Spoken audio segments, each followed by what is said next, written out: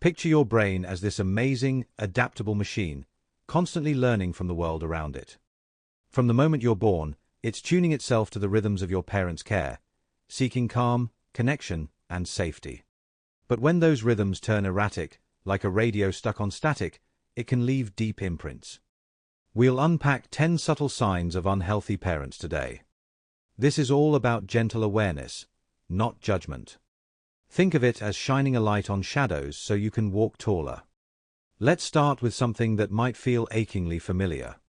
Emotional unavailability.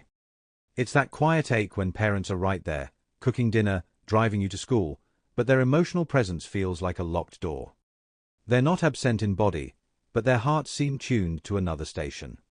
Bowlby's attachment theory lays this out clearly. Healthy bonds thrive on consistent, warm responses to a child's cues, building a secure base from which to explore the world. When that's missing, it's like planting seeds in rocky soil.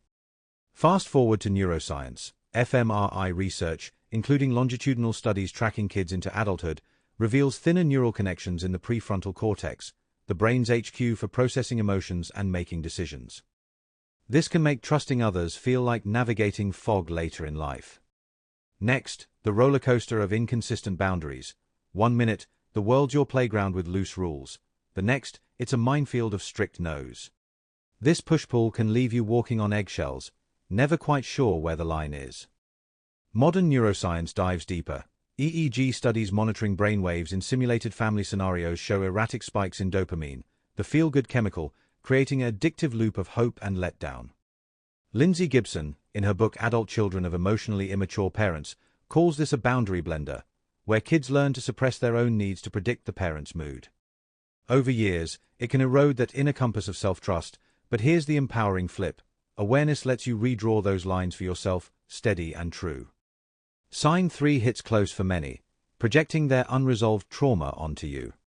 It's when a parent's old wounds, maybe a harsh childhood of their own, color how they see your choices, sparking reactions that feel outsized, like anger over a small mistake. This is intergenerational trauma in action, as van der Kolk masterfully unpacks in The Body Keeps the Score. Trauma doesn't vanish. It embeds in the hippocampus, your brain storyteller for memories, altering how threats are encoded. The beauty of science here. It frees you from guilt. Those reactions were their story spilling over, not a measure of your worth. Give yourself grace. You're breaking the chain by noticing. Sign 4. Chronic criticism without constructive guidance.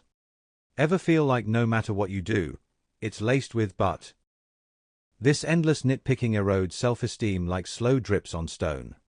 Gibson's book ties it to immature parenting, where feedback becomes a weapon, not a tool. But spot it, and you reclaim your narrative. Criticism was their lens, not your truth. Sign 5. Over-reliance on guilt as a control tactic. That classic line, after everything I've sacrificed, it tugs at your heartstrings, right? But it's a subtle control play. Brainwise, fMRI scans during guilt induction experiments activate the anterior cingulate cortex intensely, the spot that processes moral pain, building quiet resentment over time. Gibson dubs it emotional extortion, heavy, but naming it lightens the load. You're allowed to untangle without apology. Sign 6.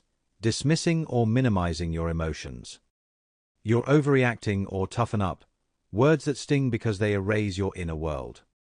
Attachment studies, building on Bowlby, link this invalidation to a dulled insula, the brain's empathy and feeling center, per functional connectivity scans. It fosters dissociation, van der Kolk explains, a brain shield where emotions go numb to survive. Over time, it quiets your voice, but hearing it now? That's resilience blooming. Sign 7. Favoritism or constant comparisons. When one sibling shines and you're left in the shade, or why can't you be more like, it fuels a silent rivalry. But you're not defined by rankings. You're whole, uniquely so. Sign 8. Enmeshment, blurring the lines between you and them. No room for me because it's all us, your dreams tangled with theirs, boundaries fuzzy as watercolor. Van der Kolk notes it traps emotions in a shared loop. Untangling starts with one breath of mine. Sign 9. neglect of core emotional and practical needs. Not just forgotten lunches, but the deeper oversight of your emotional tank running low. Sign 10. Clinging to control as you seek independence.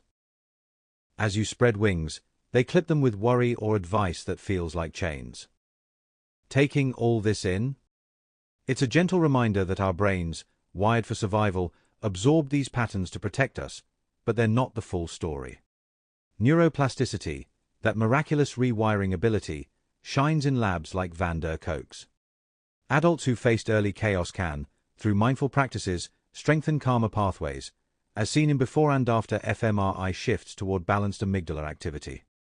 It's proof, change is possible, one aware step at a time. This video's heart is empathy, for you, for the kid you were, and even for your parents' unseen struggles. No blame, just understanding to lighten your load. If these signs echo in your life, know you're not alone, and you're worthy of peace. For personalized guidance, a licensed therapist can be a game changer. Think of them as a skilled navigator for your unique map.